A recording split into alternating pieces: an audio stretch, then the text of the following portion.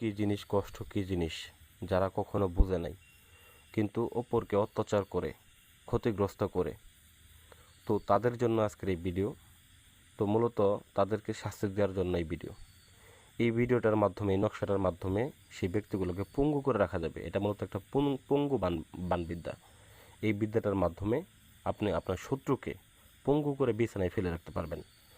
সেক্ষেত্রে আপনি তার হাত, পা এবং মুখ, যে কোনো তিনটা অঙ্গ, যেমন হাত, পা, মুখ বা কেউ চোখ এরকম ধরনের চায়, তো যে কোনো তিনটা অঙ্গ আপনারা কাজটা করতে পারবেন এই বিদ্যাটার মাধ্যমে।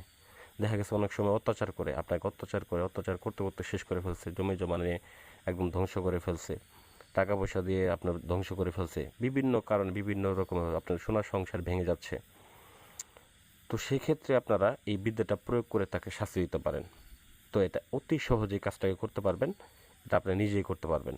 তবে যদি কোনো সমস্যা হয়ে থাকে, স্ক্রিনে নাম্বার আছে, আপনারা যোগাযোগ করে কীভাবে করবেন তো জেনে নিতে পারেন। তো এখানে যদি সমস্যা হয়ে থাকে তো আমি বিস্তারিত বলে দিচ্ছি, তবুও সমস্যা হলে জেনে নেবেন। তো যাই হোক ভিউয়ার্স, এখানে স্পষ্টভাবে আপনারা দেখতে পাচ্ছেন একটা নকশা এবং দুইটা কড়ি, দুইটা তাবিজ। তো আপনারাও দুইটা কড়ি, দুইটা তাবিজ সংগ্রহ করবেন এবং কালি হিসেবে ব্যবহার করবেন কাম সিঁদুর, অরিজিনাল কাম সিঁদুর সংগ্রহ করতে হবে ভিউয়ার্স, অরিজিনাল। আমি ইন্ডিয়া থেকে অরিজিনাল কাম সিঁদুর এনেছি, ওই যে পাশে দেখেন ছোটো বোতলের সামনেটাই, ওটা অরিজিনাল কাম সিঁদুর। তো এই কাম সিঁদুর দিয়ে আপনারা নকশাটাকে অঙ্কন করবেন এবং শত্রুর নাম লিখবেন, শত্রুর পিতার নাম লিখবেন যদি ছেলে হয়ে থাকে, আর যদি মেয়ে হয়ে থাকে সেক্ষেত্রে আপনারা মাতার নামটা লিখবেন। তো কাজটাকে অবশ্যই শ্মশান ঘাটিতে করতে হবে, যদি যে কোনো জায়গায় করেন হবে না, কাজটাকে অবশ্যই শ্মশান ঘাটিতে গিয়েই করতে হবে, আসন করে বসে কাজটাকে করতে হবে।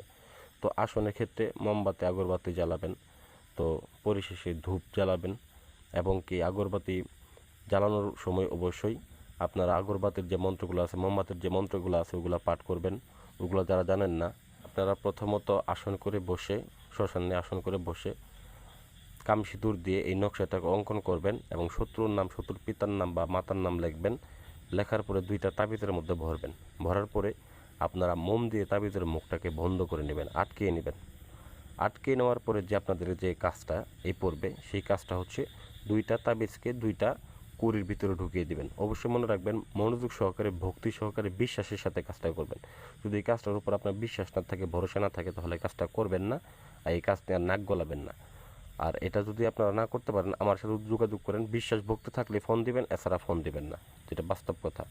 তো যাই হোক, কুড়ি দুইটার মধ্যে ভরে আপনার যে কাজ সেটা হচ্ছে আপনাকে কবরস্থানে যাইতে হবে। ওইখান থেকে কবরস্থানে গিয়ে দুইটা পুরাতন কবর দেখবেন, দুইটা কবরের ভিতরে আপনারা দুইটা কড়িকে ফেলে দিয়ে আসবেন। তো এটাকে আপনারা এই কাজটা দেখা গেছে যে আপনার সচল হইতেই একদিন সময় লাগবে, 24 ঘন্টার মতো সময় লাগবে সচল হইতেই, কিন্তু এই কাজটা হইতে সময় লাগবে সর্বমোটে 7 দিন, কাজটা ফলাফল পাইতে 7 দিনের মধ্যে আপনি ফলাফলটা পেয়ে যাবেন। তো যাই হোক, তো কড়িটা যখন আপনি কবরের ভিতরে ঢুকিয়ে দিবেন, ওই কড়িটাই কার্যকারিতা শুরু করে দিবে এবং শত্রু যেখানে থাকবে, যে অবস্থায় থাকুক, তার হাত যদি আপনি পঙ্গু করেন সেক্ষেত্রে পাশে লিখে দিবেন হাত, পা, চোখ। আবার যদি বলেন যে না, হাত, পা, মুখ, এরকমভাবে আপনারা তিনটা অঙ্কের নাম লিখে দিবেন। তাহলেই শত্রু যেখানে থাকুক, যে অবস্থায় থাকুক, তার হাত, পা, চোখ, মুখ এরকমভাবে পঙ্গু হয়ে যাবে হঠাৎ করেই। সে নাড়াচাড়া করতে পারবে না, বিছানা থেকে উঠতে পারবে না।